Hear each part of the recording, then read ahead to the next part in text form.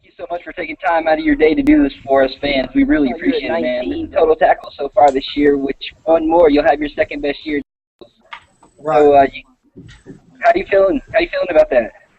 I'm feeling pretty good. I've had another pretty good year on special teams, being able to cover kicks and stuff. But a lot of that's credit to my teammates doing their job and allowing me to do mine and go out there and play big-time football.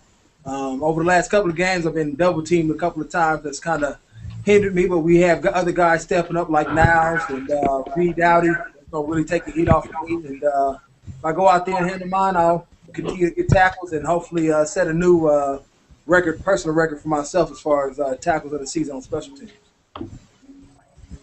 All right, Lorenzo, how you doing today? Good, you? I'm doing good. One man gang, what's up? Question for you. I asked this to DY last week, a couple weeks ago. Uh-huh. What is your pregame ritual or song? We all got a kick out of DY because he's got Miley Cyrus Party in the USA. Oh, wow. Don't do us like that, Lorenzo, please. No, I don't. I'm definitely not listening to no Miley Cyrus.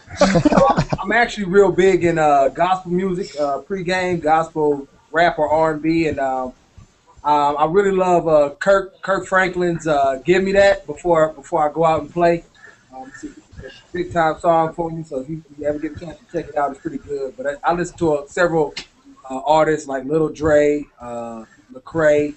Who else do I listen to? Israel Horton, all pregame, and it really gets me pumped up and ready to go out there and lay some wood to people. Sweet, thanks. Yep. Hey, how you doing? I'm good. Yourself?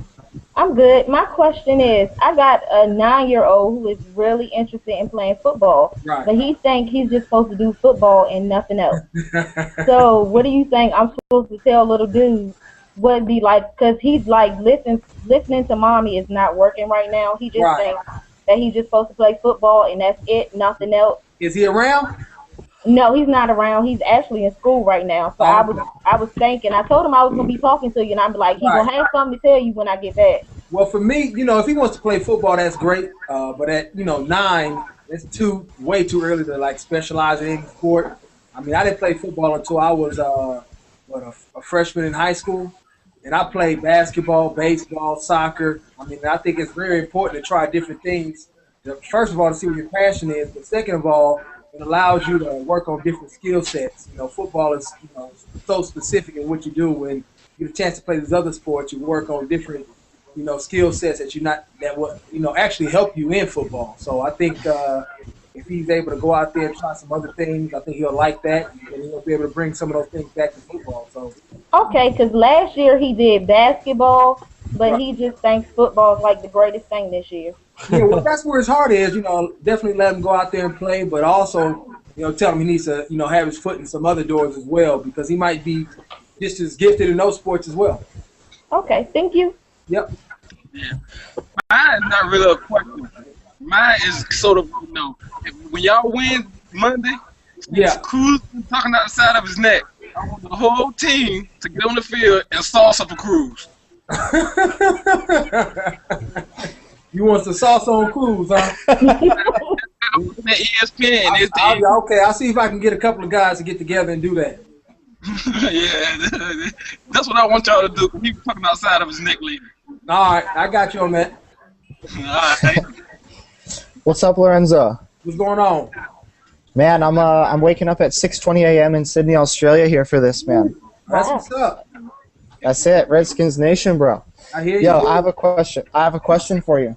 Yeah. When players get fined, like I saw D Hall got fined like 38 grand, or I know you got fined earlier this season. Yep. Like, do players care? I mean, y'all make a lot of money, Yes. but Yes, I care. I have 3 kids, and I care. $30 is a lot of money. 30 grand is a lot of money. I don't care how much money you make. are you giving each other a lot of flack in the locker room? Like, come on, D Hall, why are you getting fined 40 grand? Nah, we leave guys like that alone. I mean, you don't want to get a guy like that upset. So, but it is ridiculous how much the league fines us. Because to some people, I mean, that's easily I can go out and get my daughter a new car for 15 grand that I got fined, and it sucks. So Yeah. I hope they do some type of stuff where they kind of amend some of those fine rules and do a percentage versus an actual amount. Yeah. Cool. Sorry for that 15 grand, man. My wife's still upset with me.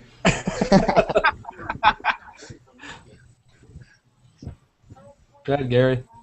All right, Lorenzo, we all know you obviously as an offensive linebacker, but off the field, what's something that your fans should know about you? Off the field was what? Off the field, what's something that your fans should know about Lorenzo Alexander as a person and not a football player? What wouldn't you know? I mean, I'm pretty out there in the media. Obviously, I'm a Cal grad, but I love having fun. I got an old school Mustang that I'm really into, 66. You know, really like fixing up cars, especially my pops.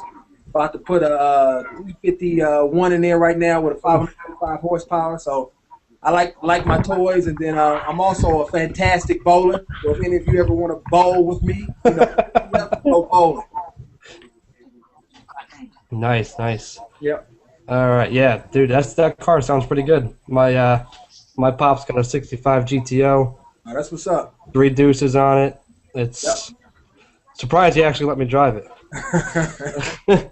My question for you, if you can play with anybody, any retired player, past player, Right.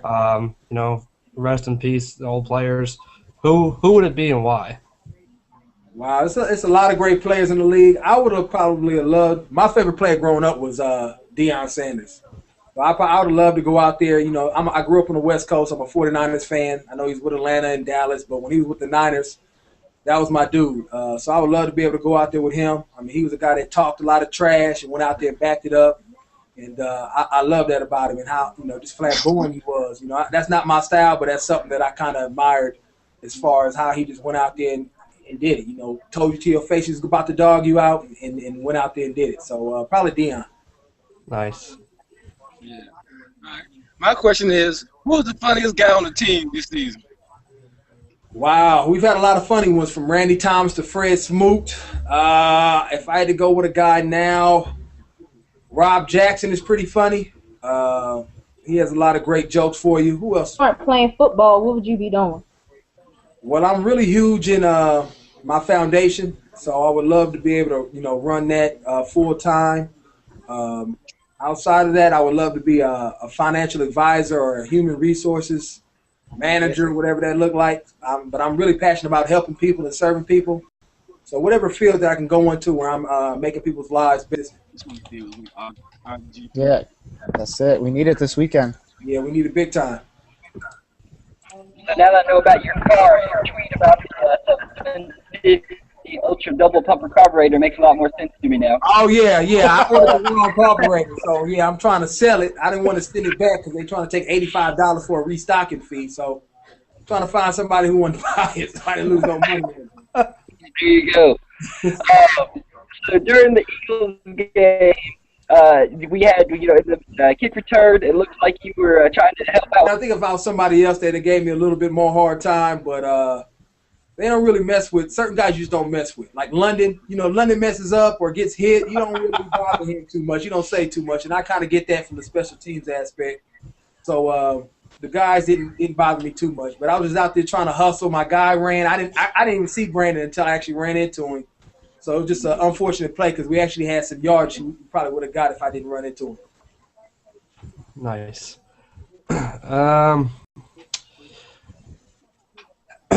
My question for you there, Lorenzo, now, how hard was it for you on a personal level and professional level getting signed by the Ravens, getting released, or Carolina getting released, Right. getting signed by the Ravens, released 5 days later? Right. How hard was that on you? I mean, did you ever think, is it ever going to happen?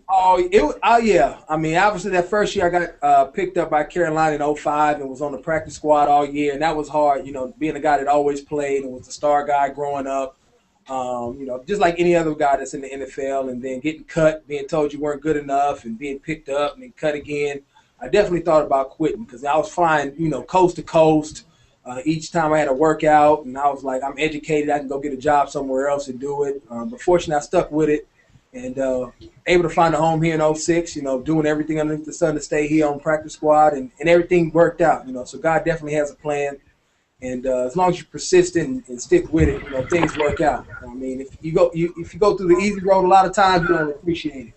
And I think I'm very fortunate to be in the NFL for 8 years now, and I kind of savor each and every moment that I have with the guys and playing for this great organization. Well, it worked out for us. We're happy to have you. Thanks. Yeah, I have another question. Are y'all glad to have Cooley back? Yeah, we enjoy Cooley. Cooley is a great person to have in your locker room. Very charismatic. Loves to do a lot of jokes, but even more than that, I mean, he's a great football player. Lorenzo, how did you become such a beast that you play any position, man? Like, what's up with that? I think I've been more fortunate just to be around great players, and coaches. I've had Joe Bugh, who's a Hall of Fame coach, Danny Smith, who's probably one of the best coaches in the league for special teams, respected by everybody. I played with Chris Samuels, to my mind, a Hall of Fame tackle, Mike Sellers, Chris Cooley is a tight end, London Fletcher now is an inside linebacker. So I've been very fortunate to have guys that know the game, playing at a high level to kind of mentor and tutor me. And, I've been blessed by God with the talent to lose weight, at any time I feel like it, and with the talent and skill to kind of, transition from position to position. So with all those things working in my favor, I think that's why I've been able to play at a high level where it had to put me. Make sure you follow me if you can, if you don't already. One Man Gang 97. And then they also wanted me to let you guys know, don't forget to tweet using the hashtag NTPR and help us beat the Giants. We're 2-0 when we win the 12-man battle. Nice. Definitely. I'm already following you. I got you. Awesome. I appreciate you guys. Hey, thanks for taking the time, Lorenzo. Thank Good you. luck this time. All right. Night.